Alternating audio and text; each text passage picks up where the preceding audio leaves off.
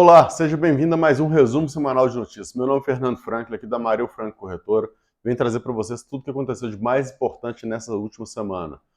Fiquem ligados aí que vamos falar de bastante coisa e alguns pontos importantes, como a questão da IRB aí sendo acionada na justiça. Temos também a temporada de balanços e vamos começar, obviamente, aí com o cenário internacional, que é o que a gente sempre começa. Então, falando de Estados Unidos, a gente tem o comércio de bens entre Brasil e Estados Unidos, que atingiu um recorde aí de 67,3 bilhões de dólares até setembro de 2022, que é uma alta de 36% na comparação com o mesmo período de 2021. Então esse ponto é extremamente relevante para a gente acompanhar e entender a retomada da economia, considerando esse como um dos indicadores a serem observados. Na zona do euro, a gente tem aí também uma apresentação de um déficit da balança comercial de 47,3 bilhões, né, entre julho e agosto. Isso aí, entre julho e agosto, não, até agosto, no mês de agosto. Isso aí é um recorde desde 1999 que a série histórica começou. E entre julho e agosto a gente tem a OCDE trazendo a taxa de desemprego, que saiu de 4,8% para 4,9%, então uma leve alta, mas mostrando que aí o mundo, de forma geral, continua com alguma dificuldade aí de retomar. Então, esses três pontos mostram um cenário mundial de uma forma diferente para a gente pensar em termos de economia.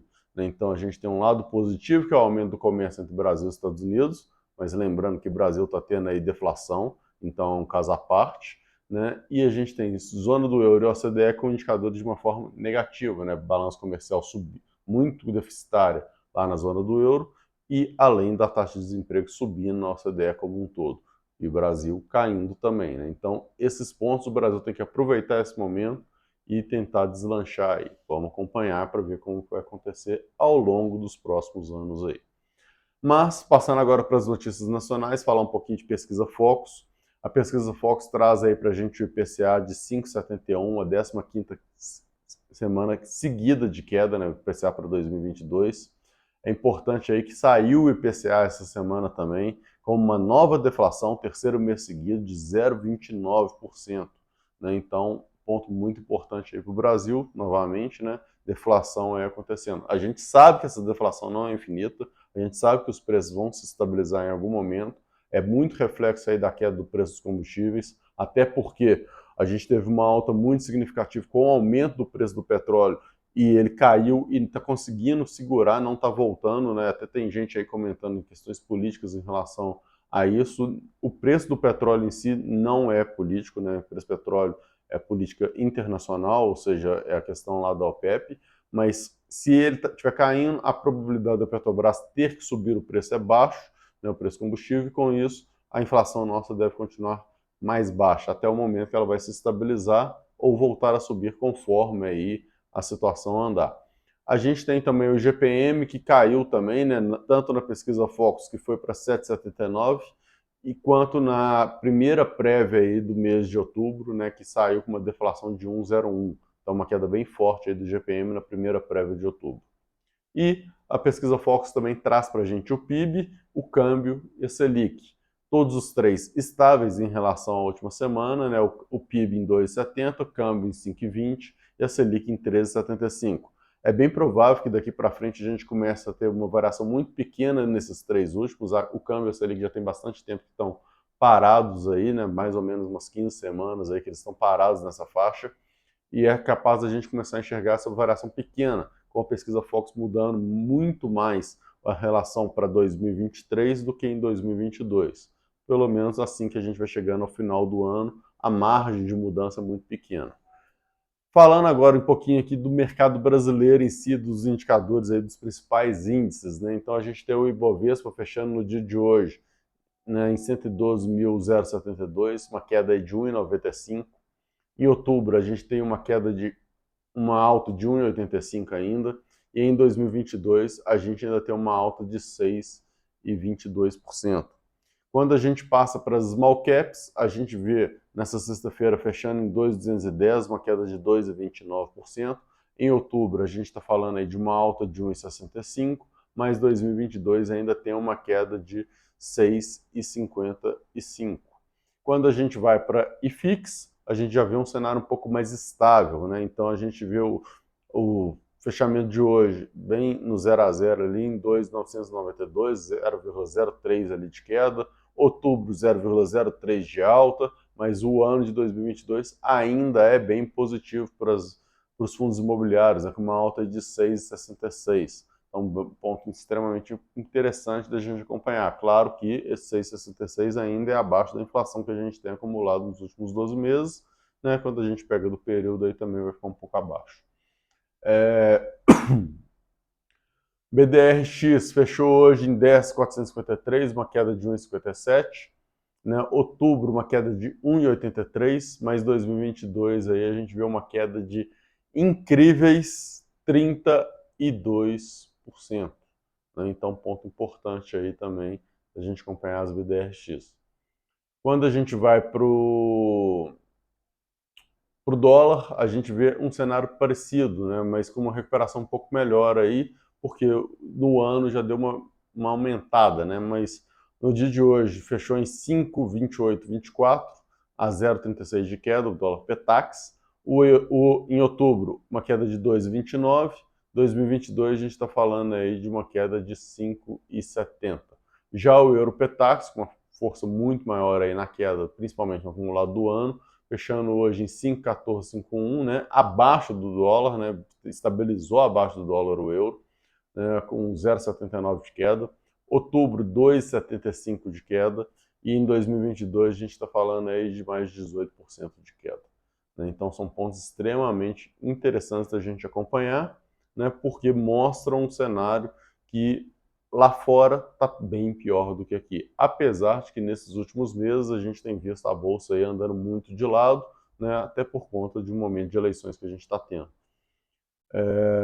Passando então agora para os fatos relevantes de mercado, para a gente poder finalizar, né? Começar aí falando de Petrobras, que iniciou a venda de 100% de uma participação, da participação acionária dela na Petrobras Operações S.A., a POSA, né, que é uma subsidiária lá na Argentina, uma subsidiária integral da Petrobras lá na Argentina.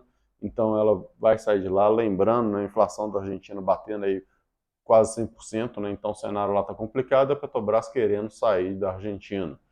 Vamos ver se vai sair a tempo ou não e qual vai ser o resultado que ela vai conseguir efetivamente vender isso aí. O fato é que a situação na Argentina não está boa e a Petrobras está sinalizando para sair de lá também.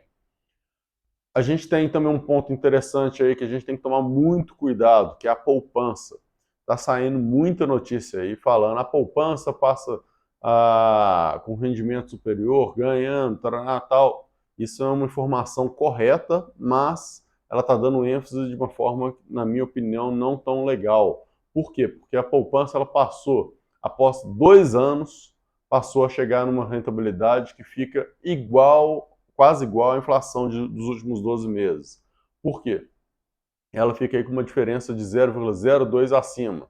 E a gente está tendo um cenário ainda de deflação. Não é que a poupança começou a render mais. É simplesmente que a inflação caiu. E esse é o grande ponto. Claro, a gente tem um ajuste aí do poupança por causa da taxa de juros que já subiu, tudo mais, mas não foi só a taxa de juros subir. A gente está tendo que ter 3 meses de inflação negativa, né, de deflação, para que a poupança nos últimos 12 meses, no acumulado de 12 meses, fique superior à inflação. Então, é um ponto muito importante isso. Poupança ainda é um investimento muito utilizado no Brasil, né, por muitas pessoas, mas a gente vê claramente que ele não é a melhor opção. Tem significado, tem facilidades, tem objetivos ali por trás, mas ela tem grandes pontos ruins, como por exemplo o fato de só render de 30 em 30 dias. E a gente sabe muito bem que o nosso fluxo de caixa aí do dia a dia, ele não permite que a gente deixe o dinheiro render exatamente 30 dias antes de resgatar, né, o salário que a gente recebeu, a gente vai gastando ele ao longo do dia, né? Então alguns investimentos aí acabam sendo mais vantajosos nisso. Por isso que a gente tem alguns fundos aqui na Mário Franco que são interessantes para quem quer deixar o dinheiro rendendo, mas ainda quer a liberdade da liquidez imediata. Voltando aí para IRB Brasil, né, passando aí para IRB Brasil agora, saiu aí que a Justiça deu 5 dias para a IRB se posicionar com relação a uma ação uma ação sobre uma ação civil, né, sobre os prejuízos dos investidores na IRB. É um ponto importante isso, né? A gente tem que acompanhar de perto os investidores de IRB, quem tinha investido, quem vai investir e quem quer investir, né? Um ponto disso é o que a IRB vai falar a respeito, e o outro ponto importante é, se você é acionista e você se sentiu lesado com ela, você pode entrar nessa ação juntamente lá com o restante das pessoas. Claro que você vai ter que entender tudo o que acontece por trás, procura um advogado para entender se faz sentido ou não, no seu caso e tudo mais, né? Claro que é coisas específicas, não é todo mundo que tem direito e não necessariamente vai ganhar, mas existe essa ação aí que está sendo discutida na justiça e começando a ser discutida na justiça. Além disso, a gente tem a Camil. A Camil ela tem um balanço um pouco diferente aí em termos de datas, né, das demais empresas. Então ela está saindo aí o segundo trimestre fiscal dela agora, findou em agosto, e esse segundo trimestre trouxe para a gente um lucro líquido que caiu 18% aí, não, 18 não, 11,8%, desculpa, em relação ao segundo trimestre fiscal de 2021 dela, né? Ou seja, o trimestre que encerrou-se em agosto de 21 era 11,8% maior que os trimestres de agora.